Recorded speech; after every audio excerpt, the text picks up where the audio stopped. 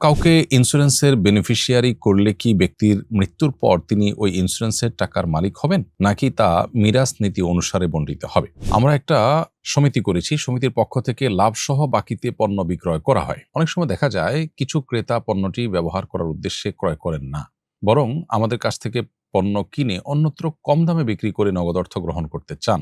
এমত অবস্থায় এ ধরনের ক্রেতার কাছে পণ্য বিক্রয় করা আমাদের জন্য জায়েজ হবে কিনা? আমার একটা অনলাইন শপ আছে, খাবার দাবারের শপ। খাবার প্রস্তুত করে বিক্রি করি। মাল্টিপল প্রোডাক্ট আছে। আমার প্রশ্ন হলো, কোনো পণ্য স্টক আউট হয়ে গেলে অর্ডার নেওয়া যাবে কিনা? কাউকে ইন্স্যুরেন্সের বেনিফিশিয়ারি করলে কি ব্যক্তির মৃত্যুর পর তিনি ওই ইন্স্যুরেন্সের টাকার মালিক হবেন, নাকি তা মিরাস নীতি অনুসারে বণ্টিত হবে? উত্তর হলো যে, ইন্স্যুরেন্সের বেনিফিশিয়ারি সাধারণত করা হয় তাকে, যে ব্যক্তি ওই ব্যক্তির মৃত্যুর পর তার এ সম্পদের মালিক হবে। এটা এক প্রকার হেবা বা দানের অন্তর্ভুক্ত।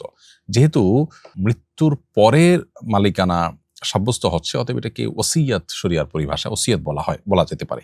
আর ওসিয়ত যেহেতু, অতএব ইন্স্যুরেন্সের বেনিফিশিয়ারি হিসাবে আপনি যার নাম রাখছেন, তিনি যদি আপনার পরিবারের এমন কোনো সদস্য হন যিনি আপনার ওয়ারিস, অর্থাৎ আপনার মৃত্যুর পর তার জন্য আপনার পরিত্যক্ত সম্পদে কোনো একটা ভাগ থাকবে, তাহলে সেক্ষেত্রে এই ওয়াসিয়তের কোনো মূল্য থাকবে না এবং সে ব্যক্তি কিছুই পাবে না। বরং মৃত্যুর পর ওয়ারিসদের সবার মধ্যে শরিয়ার নির্দেশনা মোতাবেক, কোরআনের নির্দেশনা মোতাবেক সবার নির্দিষ্ট হারে বন্টন হবে।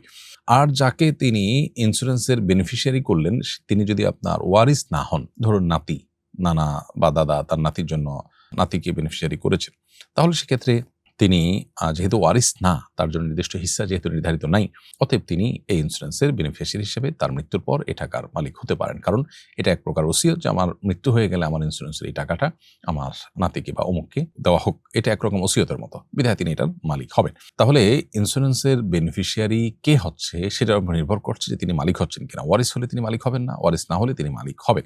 আবার অনেক সময় ইন্স্যুরেন্সের বেনিফিশিয়ারি যাকে করা হয়, তাকে করা হয় শুধুমাত্র টাকা উত্তোলন করবার জন্য, মালিকানার জন্য না। এই বিষয়গুলো অনেক সময় অস্পষ্ট রাখা হয় আমাদের দেশে। এটা স্পষ্ট করা উচিত আসলে, যে ইন্স্যুরেন্সের বেনিফিশিয়ারি যাকে করা হচ্ছে, এখানে উদ্দেশ্যটা কি? উদ্দেশ্য যদি হয় যে তুমি শুধু টাকাটা উত্তোলন করবা, সেজন্য তোমার নাম দিলাম, তাহলে সেক্ষেত্রে উত্তোলন করে তার নির্দেশনা মোতাবেক অথবা অন্য যে ওয়ারিসরা আছে তাদের মধ্যে আনুপাতিক হারে শরিয়ার নির্দেশনা মোতাবেক বন্টন হয়ে যাবে। আর যদি উদ্দেশ্য হয় বেনিফিশিয়ারি করার মাধ্যমে তাকে মালিক বানায় দেওয়া, যে মারা গেলে তুমি মালিক, এটা অনেক সময় অ্যাপ্রোচ থেকে বোঝা যায়, নিজের স্ত্রীকে দিয়ে যায় যে স্ত্রী বিপদে পড়তে পারে, অনেক সময় কথা স্পষ্ট করে বলা হয়, অনেক সময় আকার ইঙ্গিতে বোঝানো হয়, তাহলে সেক্ষেত্রে বেনিফিশিয়ারি মালিক হবে যদি তিনি ওয়ারিস না হন। কারণ ওয়ারিসের জন্য ওসিয়ত চলে না। নবী সাল্লাল্লাহু আলাইহি ওয়াসাল্লাম বলেছেন, লা ওয়াসিয়াতা লিওয়ারিসিন। ওয়ারিস তো ওই মৃত ব্যক্তির পরিত্যক্ত সম্পদ থেকে ভাগ পাবেই, অতএব তার জন্য আবার এক্সট্রা ওসিয়ত করা জায়েজ নয়।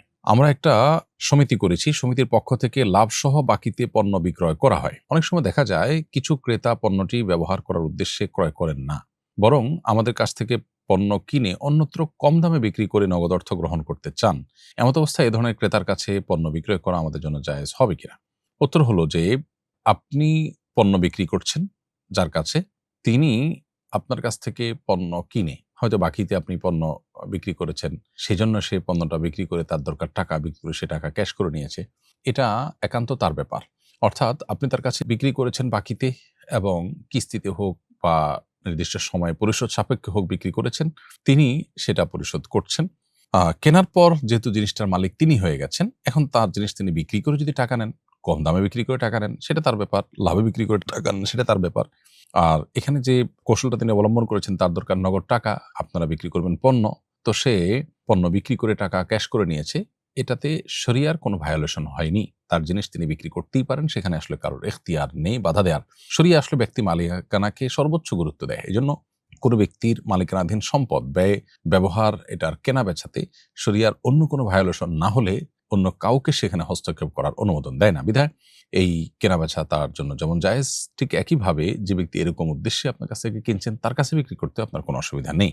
অর্থাৎ আপনার এটা দেখার দরকার নেই যে তিনি কেনার পর নিজে ব্যবহার করবেন নাকি আরো জনের কাছে বিক্রি করে দিবেন। হ্যাঁ, ব্যাপারটা যদি এরকম হয় যে এটা মূলত দারিদ্র্য বিমোচনের জন্য, তার উপকার পৌঁছাবার জন্য, অথচ তিনি সেখানে আসলে আরো বেশি ক্ষতিগ্রস্ত হচ্ছেন, তাহলে সেটা একটা প্রশ্ন সাপেক্ষ বিষয় অবশ্য। এটা বিশেষ করে দানের ক্ষেত্রে যদি এরকম হয়, সেটা অনুচিত এরকম লোককে দেওয়া, যে লোকটা নিয়ে আসলে এটা আরো অনেক কম দামে বিক্রি করে ফেলবে। কিন্তু যদি সে বিক্রি করে ফেলে, সেটা তার জন্য জায়েজ এবং যিনি দিয়েছেন তার দানটাও আদায় হয়ে যাবে। ধরুন একজনকে আপনি একটা রিক্সা কিনে দিয়েছেন তার দারিদ্র্য বিমোচনের জন্য, হতে পারে যাকাতের টাকা দিয়েছেন। এখন যাকে দিয়েছেন তিনি এটা নিয়ে বিক্রি করে দিয়েছেন আরো কম দামে, আপনি যে দামে কিনেছেন তার চেয়ে আরো কম দামে বিক্রি করে দিয়েছেন, তার জন্য এটা জায়েজ আছে, তার জিনিস তিনি বিক্রি করতেই পারেন।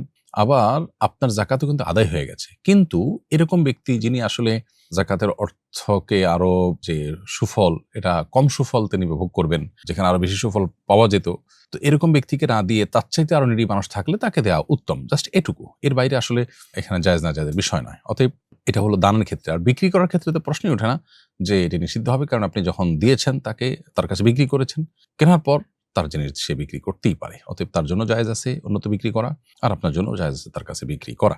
আমার একটা অনলাইন শপ আছে, খাবার দাবারের শপ, খাবার প্রস্তুত করে বিক্রি করি, মাল্টিপল প্রোডাক্ট আছে। আমার প্রশ্ন হলো, কোনো পণ্য স্টক আউট হয়ে গেলে অর্ডার নেওয়া যাবে কিনা? সাধারণত কোনো পণ্য স্টক আউট হয়ে গেলে, যেহেতু খাবার দাবারের শপ, ফলে ছবিতে থাকা হুবহু পণ্যটা আর হয় না।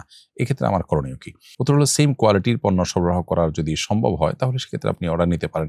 একটু 19-20 হলেও সাধারণত গ্রাহকের কোনো আপত্তি থাকে না, সেই লেভেলে হলেও এটা চলবে।